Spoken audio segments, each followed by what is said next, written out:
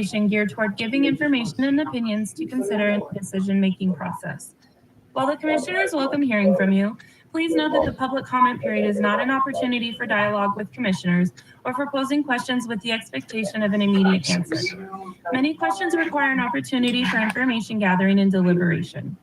For this reason, the commissioners will accept comments, but will not directly respond to comments, questions, or concerns raised during the public comment period. Audience members who wish to speak should raise your hand to be called upon by the chairman, or virtual participants use the raise hand feature. Come to the podium, or virtual participants unmute your microphone when called upon. State your name and address for the record. And after speaking, write your name and address on the record sheet. Virtual participants do not complete this step. To allow every participant an opportunity to be heard, public comments will be limited to 3 minutes per speaker. The chairman will indicate when your allowed time has elapsed. In the interest of running an orderly meeting, we ask that you do not duplicate comments made by a previous speaker. Instead, please simply confirm your agreement with previous statements. When appropriate, the commissioners may refer an item identified during public comments to the county administrator for further action. Please note that if a speaker intends to give commissioners any records of any kind as a part of a presentation, the records must be handed directly to the clerk of the board for distribution. Okay, thank you. Anyone here in Prosser wishing to address the board? See anyone in Kennewick? Judge Burroughs, are you hiding now? Okay, not wishing. No one in Prosser, no one in Kennewick. Anyone on WebEx, Commissioner? Yeah, I'm not seeing any hand raised. Not seeing any hand raised. No phone calls come in, Robert? No? Okay, with that, I'll close public comment and move on to the consent agenda. Of a motion to approve the consent agenda items A through L. Chair, I'll make a motion to go ahead and approve the consent agenda items A through L in Lincoln. Second. We have a motion and a second. All those in favor say aye. Aye. Those opposed, nay. The ayes have it. The motion passes. Do we want, let's just start with the Benton County relocation expense policy. Carly, you sent this out to us, I know. I did, yes. I sent it out to all elected officials and department heads as part of the review process before finalizing. So this is an update to the Benton County relocation expense policy. And really the main goal with this update was to reduce administrative steps and allow departments to be more nimble in what is really a challenging labor market. So the prior policy required that even if departments had the funds within their budget already, that they had to take the extra step of coming to the board each and every time and doing a resolution to authorize the relocation expenses. We've taken that step out of this new policy, so that still comes from the department's budget, but they're able to, include that in the offer without kind of that additional administrative burden of coming to the board and, waiting that, 10 days to 2 weeks to get on the agenda. Beyond that, we've, made some slight changes to kind of clarify, eligible expenses and, add some additional detail as to, what we can reimburse, but substantively, the policy is fairly close to the same, just with the removal of that administrative step. Any questions, gentlemen? Nope. Did you get any feedback from anyone? I did, Oh. yeah. It was actually, I think it was a really good collaborative process. I got, really good feedback from, a handful of elected officials Okay. and department heads that we were able to integrate into that final version that made it a better product. So. Just curious, people reading their email. Okay. Yeah, they, some of them from me. I think some of them probably have a rule to send it somewhere, but this one people were interested in. Well, just it streamlines the process. It makes it easier for the departments to go ahead and get what they need to get done and bring it all in. So I think it's a good idea. I think you did good. Your department did a good job. Thank you. Motion? Do we need a motion? I don't even see a motion on here. Do you have a I motion? move to approve the Benton County relocation expense policy. I'll second. You didn't have it on here? It didn't show, it just showed. See if I go in here like this. Okay. Yeah. Oh, we have a motion and a second. All those in favor say aye. Aye. Opposed, nay. The ayes have it. Motion passes. Thank you, Thank gentlemen. Okay, thank you. Lieutenant Clark, submitted an application for the Orange State Criminal Justice Training Center Wellness Grant. I got the other one. Morning, Commissioners. Good morning. I know, our friend Jim wasn't here to ask what the WSCJTC means, but I just spelled it out. Fair enough. Washington Hopefully- State Criminal Justice Yep. Training Commission. So, Especially he's listening. Okay. so in 2023, we submitted for the same grant. We were awarded a little over $54,000. In 24, we were awarded the same grant again, about $20,000. And this is towards wellness, training, development, things that we've used over the last few years to further that program that you guys have heard me talk about numerous times. This year, again, we want to submit for the grant. So this is to seek permission to put in for that grant. We're going to try to seek $30,000 out of the grant. Ultimately, we'll see what Washington State with the Justice Training Commission awards. Over the years, it's dwindled a little bit as applicant pool has grown. The pool hasn't grown for the money. So they've been trying to be fair and they just kind of spread it evenly through there. One of the things that we want to use it for is to help expand and develop on our peer support program. Over attrition, we've lost some of our peer support members that are internal into our department. It requires 40-hour training to get certified for those things. And so to be able to get those guys the training and certifications that they need and help implement those things, we're going to use some of that money to fund some of that training. Okay, any questions, gentlemen? No? Nope. No motion? I move to authorize the Benton County Sheriff's Office to submit an application for funding under the WSCJTC Officer Wellness Program for July 1st, 2025 to June 30th, 2026, and another $30,000, including the WSST, to support the wellness program and authorizing the Benton County Sheriff to sign the proposal in response to the WSCJTC RFP. Second. Okay. We have a motion and a second. All those in favor say aye. Aye. Those opposed, nay. The ayes have it. Motion passes. I do have a quick question, Sheriff. Yes, sir. So your badge, it looks different than it is. It looks bigger and a lot heavier on the shirt now. Well, Is it- not a lot is it- heavier, but definitely a is little it bit bigger. changed? No, so yeah, so we recently went to these. This was part of the rebranding from, I don't know, we're probably a year and a half or better into this. The development and the time it takes to get these over here was substantially longer than expected. And so we have about half the department's badges in, and that's what they look like now. Pretty cool, pretty sharp. So, yeah, they look good, I think. So Attention to detail. there it is. Thank you, guys. Thank Okay, you. thank you. Let's go ahead and move down and have Matt do it all. We'll have Public Service Recognition Week proclamation. Katie? Yeah, we're gonna jump ahead. We'll have Matt go through all his stuff. Good morning, Commissioners. So I am here today to present to you a request for a Public Service Recognition Week proclamation.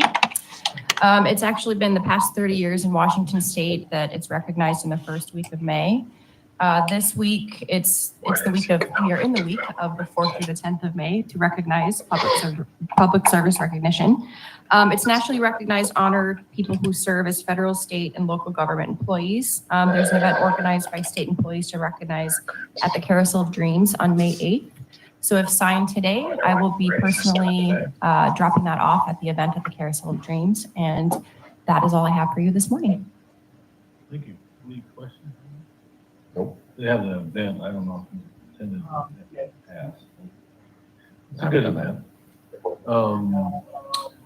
Let's go ahead and motion then. I move to approve the proclamation that May 4th through May 10th, 2025 is recognized as Public Service Recognition Week. Second. Motion and second. All those in favor say aye. Aye. Those opposed, nay. The ayes have it. The motion passes. Thanks, Kate. Thank you. Thank you. Mr. Rasmus. Morning, You on? Commissioners. I am. Can you hear me okay? Yes. Yeah, where are you coming from? We are Looks like in you're Massachusetts this morning. Oh. Salem?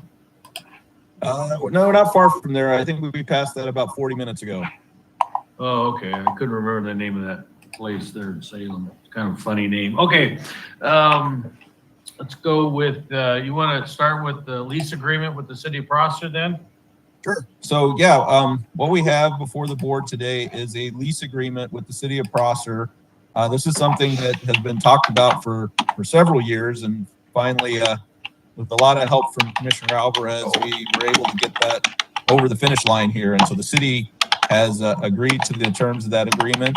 And so we have it in front of the board today. What it will do is lease the entirety of the first floor to the city to allow them to move their city hall, their administrative operations into that first floor space. It'll result in the county will get $4.50 a square foot for that annually. That gives us around $52,000 a year in revenue starting out. The lease term is 10 years with an automatic option to renew for 5 years if the city wants to do that.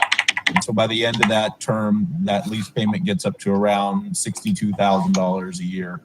The other piece of that is they also will pick up 1/3 of the utility costs for that building. So that'll save us a little bit of money because we were already heating and cooling and lighting that space anyways.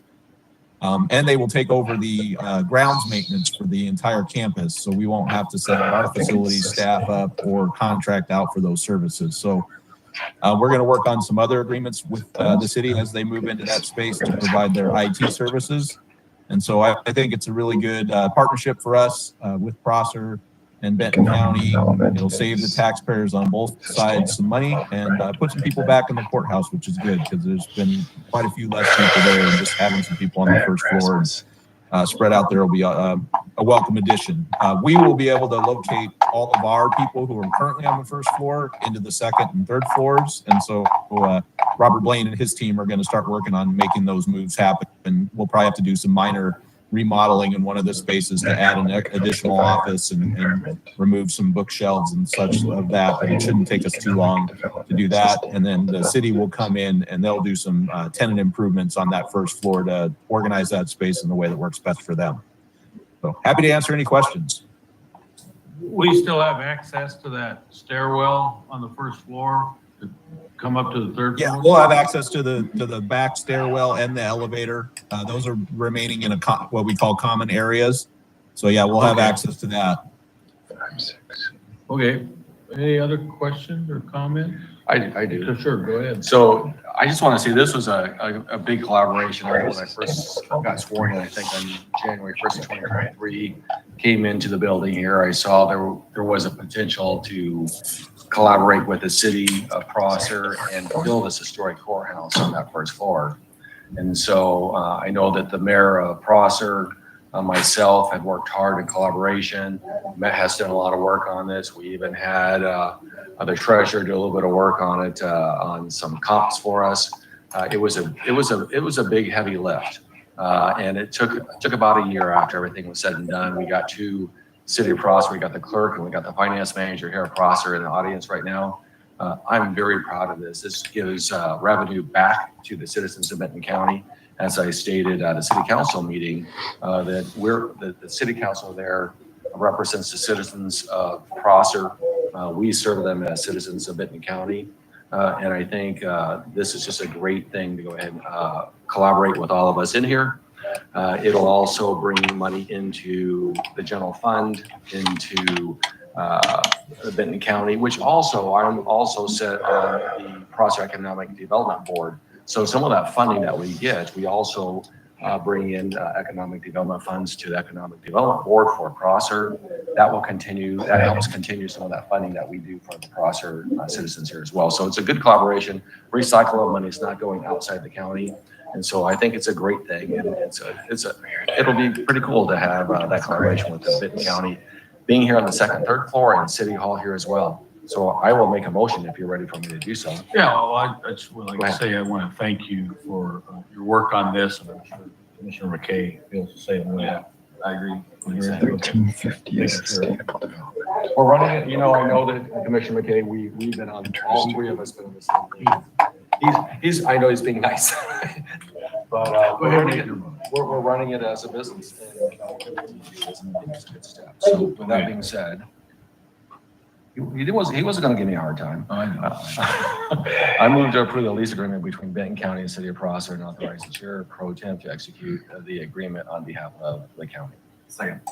Have a motion and a second. All those in favor say aye. Aye. Those opposed, nay. The ayes have it. Motion passed. And Chair, one more thing Yes. too, and I have to say this. Once again, I've said this a few times. I'm very fortunate and very blessed to have two county commissioners, both of you guys, to work with and collaborate with. And I appreciate you allowing me to work on this project in this district to get this thing done. So I really want to say this was a team effort.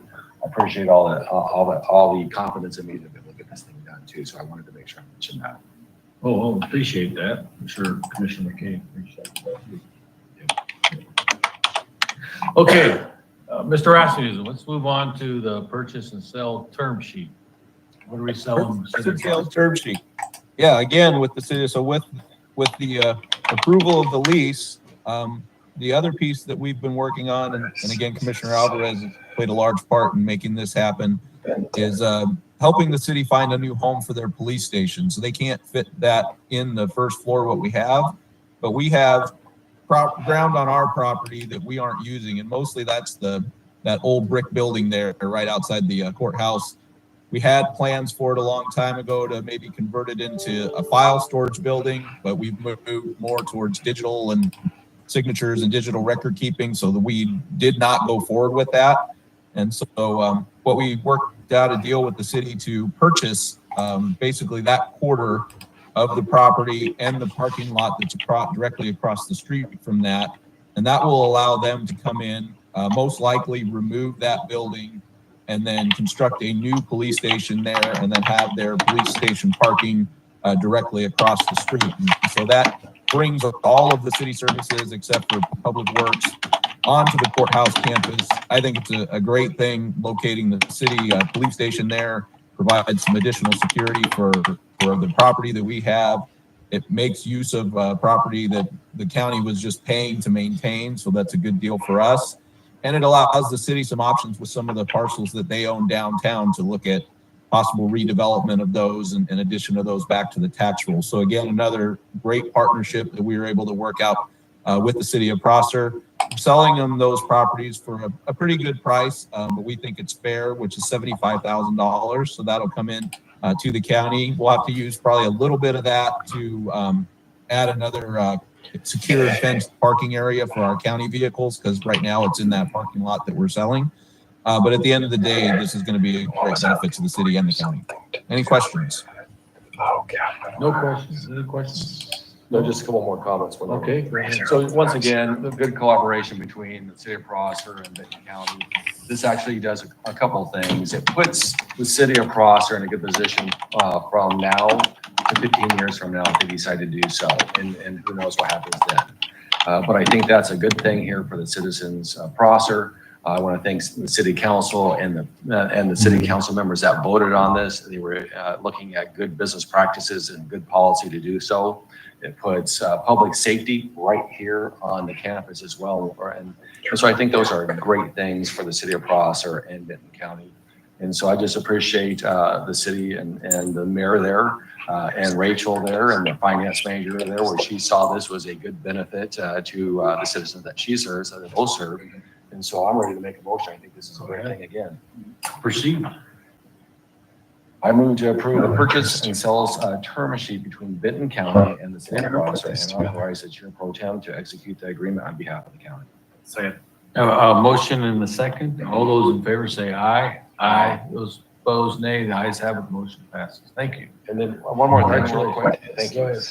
I have to, as I'm thinking about this, because I get kind of choked up. This was a lot of work. And I have to go ahead and say Matt Rasmussen, our deputy county administrator, worked hard on this. We went back and forth on these contracts on both the lease and the purchase and sales agreement. There was a little bit of R&D, right, Matt? A little bit. And that was not research and development, maybe a rip off on to get our forms all set up and the terms. So I want to go ahead and definitely give credit to Matt. We worked hard on this, additional staff. I know, I appreciate the county treasurer for his input on a little bit of information when it came to comparables and stuff like that. And thank you very much. And I just, once again, it was a big lift, but we were able to get it done. And I thank city council and the mayor for doing their part and working together to get this done. It'd be a great benefit for both sides. Good. Good. Okay, Matt, BCS. Just one last thing on that. Don't forget Jeff Altman in the prosecutor's office also put a lot of work into those two agreements. And so, Jeff, thank you for all of your help on that. Yes. Okay. Go ahead and give me. I didn't say that. Thank you. BCES. So yesterday, I attended a meeting from the Benton County Emergency Services Board and the Independence Task Force that was formed several months ago to look at moving BCES to its own independent agency. And so I've updated the board once or twice along the way. We presented the proposed governance structure. We had some discussions around revising the current fee structure to be something that's a little easier to follow. Right now, it's kind of difficult to decipher how your bill actually comes to be. You just kind of trust that it is. And so we want to move away from that to get to something that's very easy and transparent to calculate. We also had a lot of discussions around the cost of going independent and a potential new revenue source in an emergency communications sales tax. And so the direction that the BCES board gave to the Independence Task Force was that we should begin developing a charter to create a new taxing district for a regional communications facility.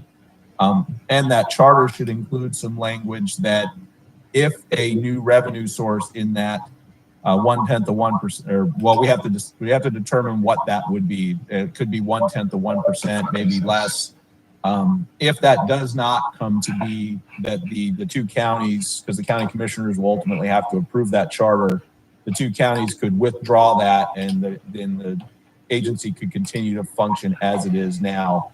And the main reason for that provision is that what we saw is going to independence is going to cost quite a bit more money than is spent right now today, because it would have to hire some independent staff that the city of Richland currently provides at probably a pretty significant. They supplement that agency quite a bit, and so we would have to pick that up. And there's some new software and hardware that would have to be purchased. The other big part of the cost is going to be having additional money going into a capital fund. And so I think that's a really big reason why we need to be independent, and we need to try to get this sustainable revenue source.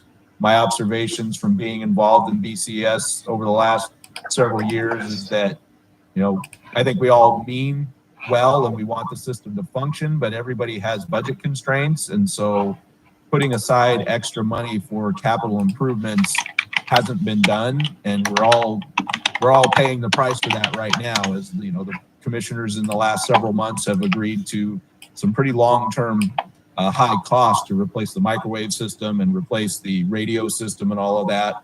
And so being independent and having a dedicated revenue source would ultimately save us all. All of the agencies would pay less into that, and we would have a more sustainable system for the long term for this community. And so I just wanted to give the board a quick update that that's the direction that the BCES board gave. And so the Independence Task Force is going to start working on developing a charter and a staff plan and a budget for what an independent agency would look like. And then we'll be coming back and presenting that to both boards of county commissioners in Franklin and Benton County, so that we can move that forward. What would have to happen is both boards would have to approve the charter, and both boards would have to agree to put a measure for revenue on the ballot, but it would be voted on regionally, not county by county. So there's going to be a lot of work to be done by both Benton and Franklin County in the future.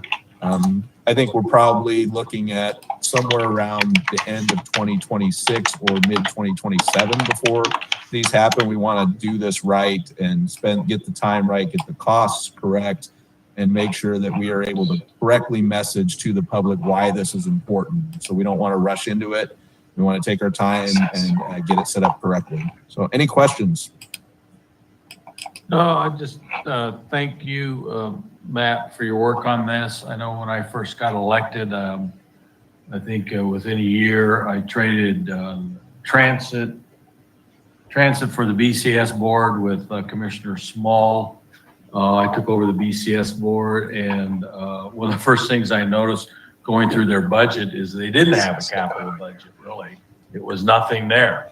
And I said, how are we going to pay for the future? Oh, well, we'll worry about that when it happens. It just surprised me that center had been operating like that. But, you know, I understand, as you said, budgets are tight. No one wanted to put money into a fund. And so it was all, you know, before the merger was mostly Benton County picking up the cost. And then I sat through the consolidation, negotiated that. I think that went pretty well. But still, that was nagging me that, you know, this should be a standalone entity with a board and then a board made up of consumers of the services there. But, you know, it just made sense to have a regional entity that provided those services, and we pay like a usage charge. Well, I'm glad we're finally getting to that point. That's been, what, 10 years now. But I think it's for the future. It's a better organization. You don't have influences from different cities and whoever's managing what. You just take that all off the table. And so I appreciate the hard work you've been putting into that, Matt, over these years. So. I agree. 100%, I agree totally on that. And since I've been on that board myself now, and Matt, appreciate you going to those meetings as well. We both go there. We kind of duplicate it sometimes. I think that's everything you said, Commissioner Delvin, I agree with. I think most likely would probably be closer to 20, sometime I think that first quarter of 27, if we're going to look at a proposal of 1/10%. We just want to make sure we get our ducks in a row, because that's still going to be heavy lift between two counties and voters. So we got to make sure we do that right. That's all I have to say, Chair. Thank you. Anything else, Mr. Rasmussen? That's all I have. Thank you, gentlemen. Appreciate your time this morning. Enjoy your day. Thank you. Thanks. Any other business? Gentlemen, any other business? No, what you're saying, I just agree with what you're saying on like how we're running this like a business. And to me, it's just like, I heard on the radio today that our state is 1 out of 5 in the country fighting against what Trump's want to do with wind turbines and stuff. And I'm like, come on, guys, run. How come our state's one of the worst roads, one of the most unsafe states in the country too? It's because they're not running our state like a business. You know what I mean? Like that's what's One of the frustrating. worst states, I think, the top 5. We're in the top 5. Retire. To retire in, Yeah. safety, and roads. And I'm like, so for us, we're talking about taxes.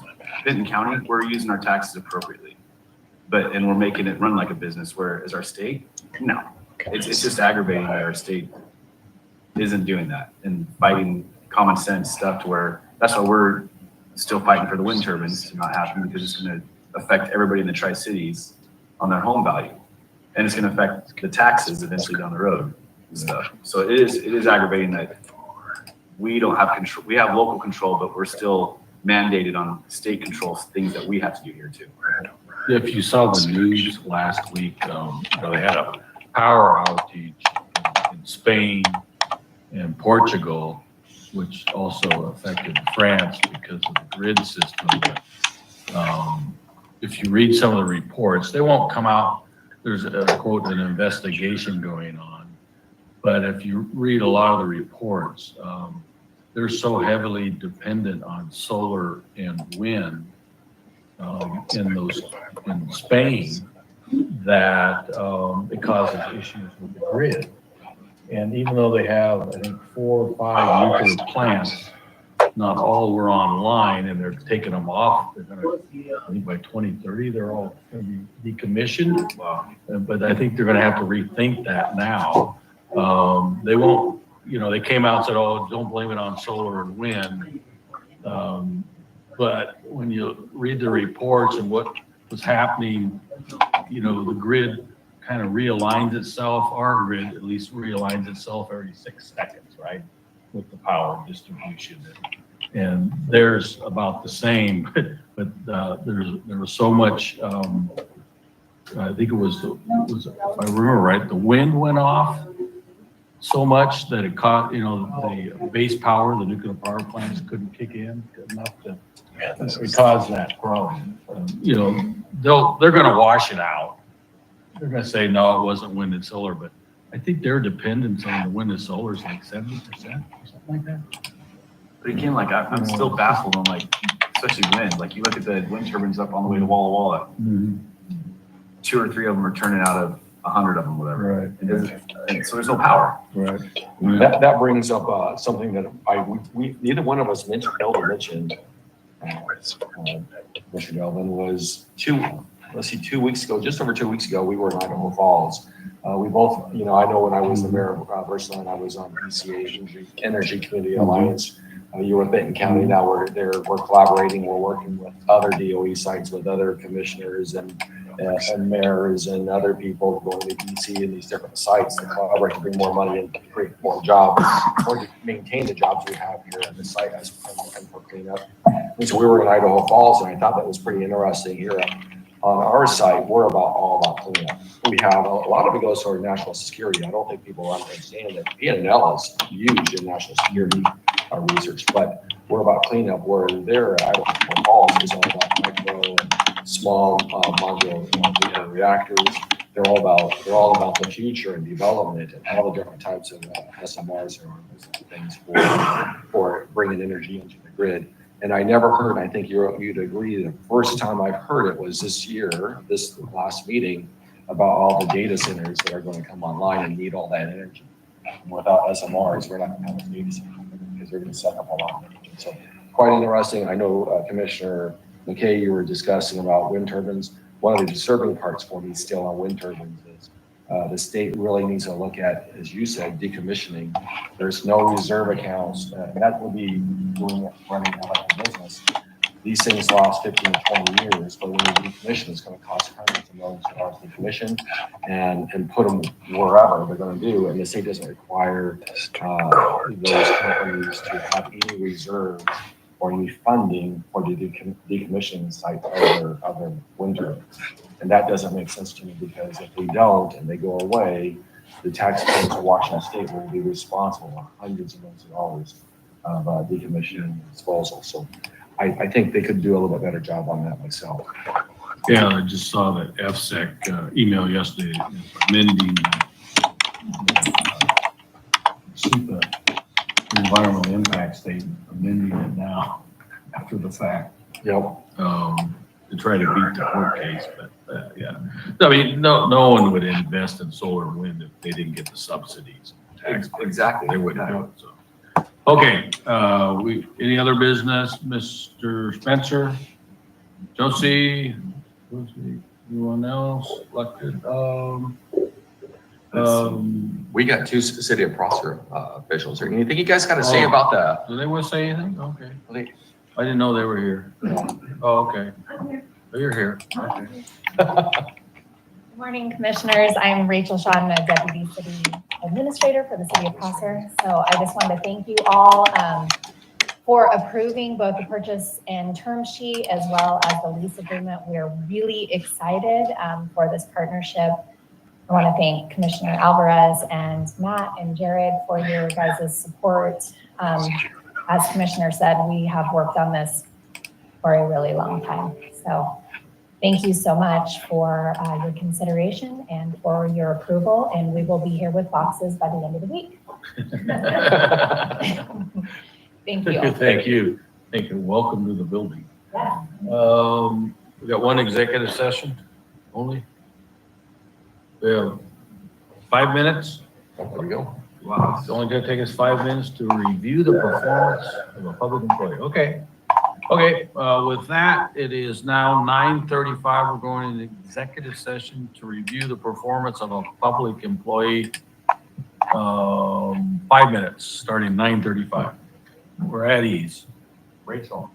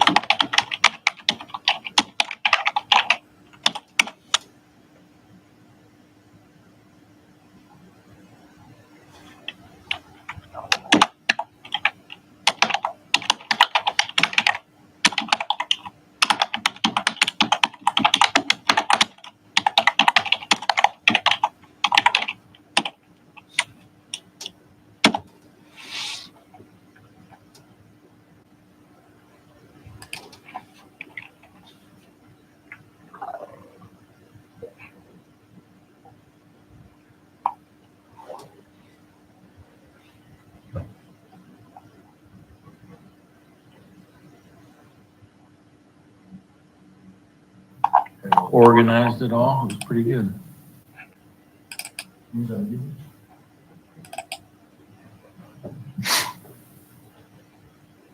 Okay, it's 9:40. We're out of executive sessions. No decisions were made. Do you have a motion, Commissioner Oliver? I do have a motion. I move to approve the salary request for Stephanie McAloon. Second. Have a motion and a second. All those in favor say aye. Aye. Those opposed, nay. The ayes have it. Anything else for the good of the order? Yes. Is it May 8th is Thursday, Yeah. Jared? Yes. So May 8th, Thursday, we'll be doing a signing here from the courthouse Right. for both the purchase and lease with the city of Prosser. But more importantly than that, Chair and Commissioner McKay, is on May 8th, we have somebody that has a birthday. And I wanted to make sure we didn't miss that. So our our county administrator, Jared McPherson's birthday is on May 8th. I had to go ahead and mention that. 37. Third. So. 37 plus 20? Close. Yeah, So anyway, the Thursday. happy birthday. Yeah, that Thursday, I'm supposed to be at 3 meetings at once. On Zoom. Yeah, I don't know how I'm gonna do that. So you're gonna get birthday spankings? Okay, no other business, meeting adjourned. Thank you. Oh, I missed that.